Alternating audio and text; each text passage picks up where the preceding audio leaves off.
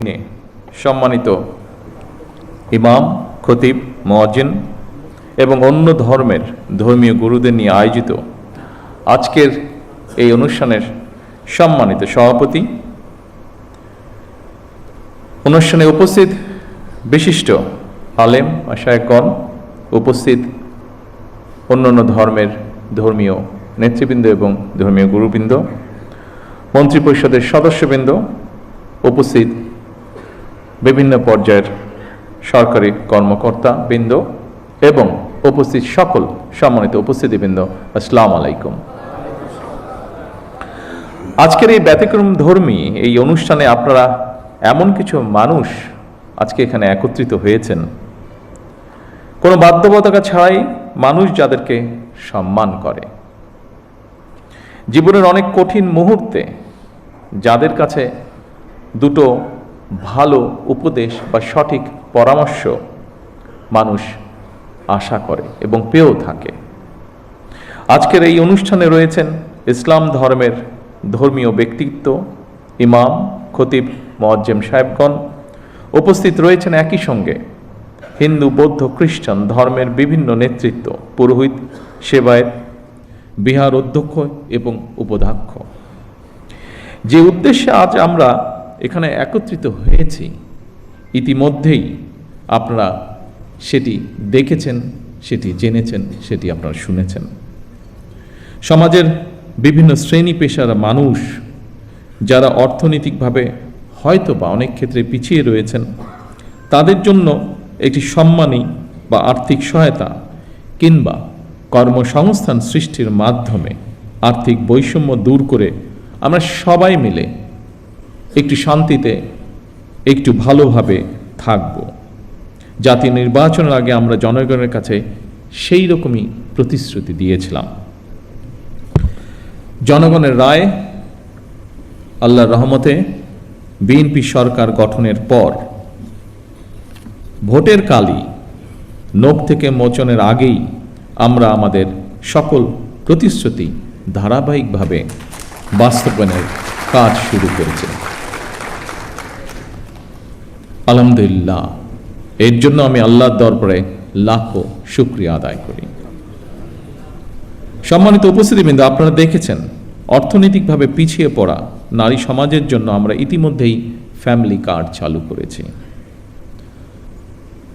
পর্যায়ক্রমিকভাবে এই কার্ড সারা বাংলাদেশে 4 কোটি পরিবারের নারী প্রধান তারা প্রত্যেকে ইনশাল্লাহ পাবেন। আগামী 14 এপ্রিল তথা 1 বৈশাখ থেকে আমরা ইনশাল্লাহ ফার্মার্স কার্ড বা কৃষক কার্ডের পাইলট প্রজেক্ট চালু করব। ইনশাল্লাহ আগামী 16ই মার্চ দিনাজপুর থেকে শুরু হচ্ছে আমাদের খাল খনন কর্মসূচি। আবারও আল্লাহর কাছে শুকরিয়া, আলহামদুলিল্লাহ, আজ থেকে খতিব, ইমাম, মুয়াজ্জিম এবং অন্য ধর্মের ধর্মীয় গুরুদের জন্য আর্থিক সহায়তা বা সম্মানী কর্মসূচির পাইলট প্রজেক্ট চালু হলো। দেশের প্রতিটি নাগরিকের রাজনৈতিক এবং অর্থনৈতিক ক্ষমতায়ন নিশ্চিত করার মাধ্যমে আমরা আমাদের দেশকে একটি শক্তিশালী ভিত্তির উপরে প্রতিষ্ঠিত করতে চাই, যাতে করে আর কোনো ফ্যাসিবাদ কিংবা তাদের তাবেদার অপশক্তি মানুষের স্বাধীনতা কেড়ে নিতে না পারে, কথা বলার অধিকার কেড়ে নিতে না পারে। আজ এই মঞ্চ থেকেও এরকম একটি কথা বলা হয়েছে যে যারা ধর্মীয় গুরু আপনারা আছেন প্রত্যেকটি ধর্মের, তারা স্বাধীনভাবে যাতে কথা বলতে পারেন সেই বিষয়ে আলোকপাত হয়েছে আজকে এখানে। আমি সবসময় বিভিন্ন সময় আমার বক্তব্যে একটি কথা বলার চেষ্টা করেছি। আমি একজন রাজনৈতিক কর্মী হিসেবে দৃঢ়ভাবে বিশ্বাস করি যে দেশের নাগরিকদেরকে যদি দুর্বল করে রাখা হয় তাহলে রাষ্ট্র কখনোই শক্তিশালী হতে পারে না।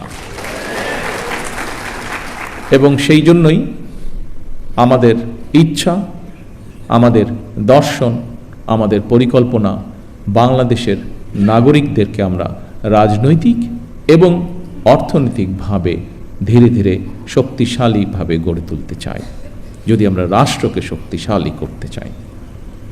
সম্মানিত উপস্থিতিবৃন্দ, ধর্ম বর্ণ নির্বিশেষে প্রতিটি শ্রেণী পেশার মানুষ তথা প্রতিটি নাগরিকের আর্থিক সামাজিক নিরাপত্তা নিশ্চিত করার জন্য সরকার রাষ্ট্রীয় সামর্থ্যের সবটুকু দিয়ে চেষ্টা চালিয়ে যাচ্ছে এবং ইনশাল্লাহ চালিয়ে যাবে। তবে নাগরিক হিসাবে আমাদের প্রত্যেকের রাষ্ট্র এবং সমাজের প্রতি কিছু দায়িত্ববোধ অবশ্যই রয়েছে, যা সম্পর্কে আপনারা কম বেশি সকলেই নিজেরাও ধারণা রয়েছে। নাগরিক হিসেবে আমরা যদি যে যার অবস্থান থেকে রাষ্ট্র এবং সমাজের প্রতি যার যার সঠিক দায়িত্বটি পালন করি, আমি এই দেশের নাগরিক হিসাবে, একজন রাজনৈতিক কর্মী হিসাবে দৃঢ়ভাবে বিশ্বাস করি ইনশাআল্লাহ দ্রুততম সময়ের ভিতরে আমরা রাজনৈতিকভাবে এবং অর্থনৈতিকভাবে একটি সুন্দর স্বনির্ভর আমাদের প্রত্যাশিত বাংলাদেশ গড়ার কাজে এগিয়ে নিয়ে যেতে পারব। সম্মানিত ধর্মীয় নেতৃবৃন্দ, দুনিয়ার কল্যাণের পাশাপাশি আখিরাতের কল্যাণের জন্য প্রার্থনার কথা পবিত্র কোরআনে কারিমে উল্লেখ রয়েছে। ইহকালীন পরকালীন কল্যাণ বিষয়ক নির্দেশনা নিঃসন্দেহে অন্য ধর্মাবলম্বী ধর্মীয় বিধিবিধান অনুযায়ী নির্দেশিত রয়েছে। সুতরাং ধর্মীয় বিধিবিধানের আলোকেই আপনারা আপনাদের শিক্ষা, দীক্ষা ও যোগ্যতা এবং অভিজ্ঞতাকে কিভাবে আরও বেশি করে দেশ এবং জনগণের কল্যাণের প্রয়োগ করতে পারেন, সেই চিন্তা এবং চেষ্টাও অব্যাহত রাখা অত্যন্ত জরুরি এই দেশের জন্য। অর্থনৈতিকভাবে সমৃদ্ধ রাষ্ট্র মানুষের জীবনে হয়তো আর্থিক স্বাচ্ছন্দ্য নিশ্চিত করে, কিন্তু ধৈর্য, সততা, কৃতজ্ঞতাবোধ, শ্রদ্ধা, আনুগত্য, সংহতি, সহনশীলতা, উদারতা, বন্ধুত্ব, বিনয়, দায় কিংবা দয়া, এই সমস্ত বৈশিষ্ট্যগুলো অর্জন ছাড়া একজন ব্যক্তি মানবিক গুণাবলী সম্পন্ন হয়ে উঠতে পারে না। এই ধরনের মানবিক বৈশিষ্ট্যগুলো অর্জনের জন্য ধর্মীয়, সামাজিক, নৈতিক মূল্যবোধে উজ্জীবিত হওয়া অত্যন্ত জরুরি বলে আমি মনে করি। বিশেষ করে স্বৈরাচারের পতনের পর, বিতাড়িত হয়ে যাওয়ার পর এটি সমগ্র দেশে সকল শ্রেণী, সকল বয়সের মানুষের মধ্যে আরও বেশি প্রয়োজন। বিশেষ করে আগামী দিন যারা এই দেশকে নেতৃত্ব দেবে তাদের জন্য আরও বেশি প্রয়োজন। এই ধরনের মানবিক বৈশিষ্ট্যগুলো অর্জনের জন্য ধর্মীয়, রাজনৈতিক, সামাজিক, নৈতিক মূল্যবোধে উজ্জীবিত হওয়া অত্যন্ত জরুরি। রাষ্ট্র, সমাজ এবং প্রতিবেশ থেকে অর্জিত আচরণ থেকেই মানুষ তার শুদ্ধ জীবন এবং সুস্থ চিন্তার মানসিক নির্দেশনা পায়। পবিত্র হাদিসে বলা হয়েছে, যার আমানতদারি নেই, যার কাছে নিরাপত্তা নেই, সে প্রকৃত ঈমানদার নয়। যার ওয়াদা ঠিক নেই, তার কোনো ধর্মও নেই। প্রতিহিংসা এবং সহিংসতা মুক্ত একটি নিরাপদ সমাজ বিনির্মাণের ক্ষেত্রে ধর্মের এই উদার নৈতিক শিক্ষণীয় বিষয়গুলো অতুলনীয়। আমার বিশ্বাস, একটি নৈতিক সমৃদ্ধ মানব সমাজ গঠনের জন্য প্রতিটি ধর্মেই এ ধরনের ইতিবাচক বার্তা রয়েছে।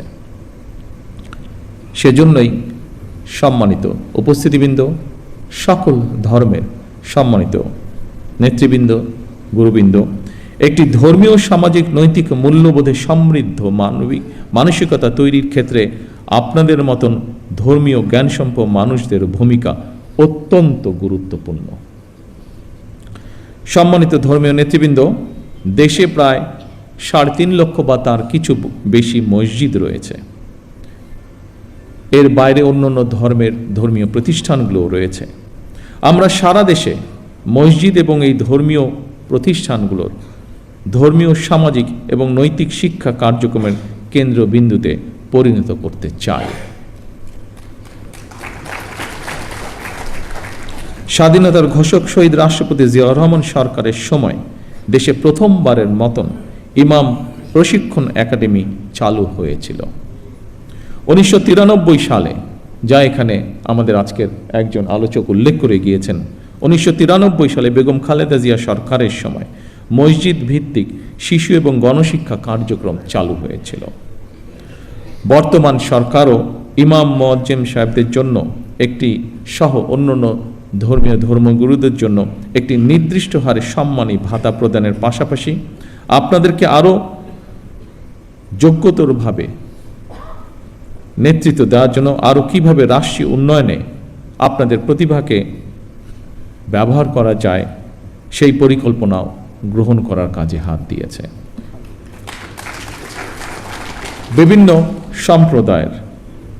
বিভিন্ন ধর্মীয় সম্প্রদায়ের সম্মানিত নেতৃবৃন্দ, খতিব ইমাম মুয়াজ্জিমদের সম্মানী ভাতা দেওয়ার যে কর্মসূচি বর্তমান সরকার, আপনাদের সরকার চালু করেছে, এই কর্মসূচির অধীনে প্রথম পর্যায়ে পাইলটিং স্কিমের আওতায় মোট 4,908টি মসজিদ, 990টি মন্দির এবং 144টি বৌদ্ধ বিহারে মোট 16 জন 992 জন এই মাসিক সম্মানী পাওয়া শুরু করেছেন আজ থেকে।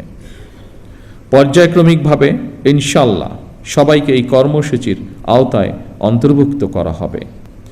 বিভিন্ন শ্রেণী পেশার মানুষের জন্য সরকারের এইসব অর্থনৈতিক কর্মসূচি উদ্যোগের মূল উদ্দেশ্য হচ্ছে, যা আমি আগেই উল্লেখ করেছি, নাগরিকদেরকে অর্থনৈতিকভাবে স্বাবলম্বী করে গড়ে তোলা।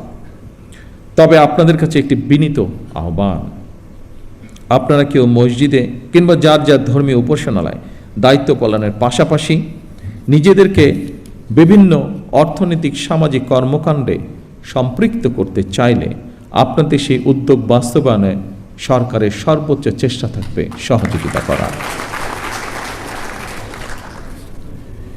এর বাইরে বর্তমান স্বরাষ্ট্র মন্ত্রণালয় প্রত্যেকটি জেলা এবং উপজেলায় আইন শৃঙ্খলা কমিটিতে একজন ইমাম অথবা একজন খতিব অথবা সেই এলাকার অন্য কোনো ধর্মের ধর্মীয় গুরু, তাদেরকেও আমরা সিদ্ধান্ত নিয়েছি একজন সদস্য আমরা রাখব। সম্মানিত উপস্থিতিবৃন্দ, আমরা আজ সব ধর্মের মানুষ একসঙ্গে বসেছি, এক কাতারে বসেছি। এটি আমাদের বাংলাদেশের আবহমান কালের ঐতিহ্য। কেউ যেন আমাদের মধ্যে বিভেদ সৃষ্টি করতে না পারে। মুসলমান, হিন্দু, বৌদ্ধ, খ্রিস্টান, আমরা সবাই মিলে ইনশাল্লাহ একটি শান্তিময়, শান্তিপূর্ণ বাংলাদেশ গড়ে তুলব একসাথে। সকলের জন্য আমরা গড়ে তুলব একটি নিরাপদ রাষ্ট্র, একটি নিরাপদ সমাজ, যা প্রতিটি শ্রেণী পেশার মানুষের কাম্য।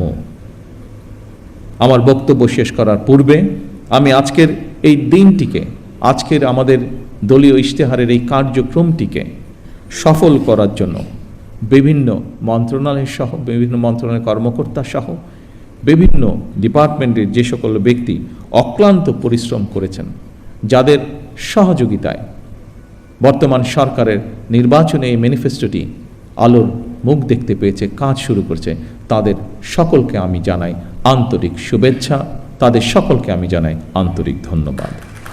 পরিশেষে আসুন আবারও আমরা আজকের এই অনুষ্ঠানের মাধ্যমে শপথ গ্রহণ করি, আমাদের এই প্রিয় বাংলাদেশকে আমরা একটি এমন দেশ হিসেবে গড়ে তুলব যেখানে আমরা সকলে, প্রতিটি ধর্মের মানুষ, প্রতিটি শ্রেণী পেশার মানুষ, আমরা শান্তিতে বসবাস করতে পারি।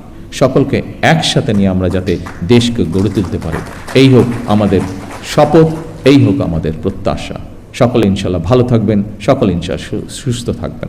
আল্লাহ হাফেজ। বাংলাদেশ জিন্দাবাদ।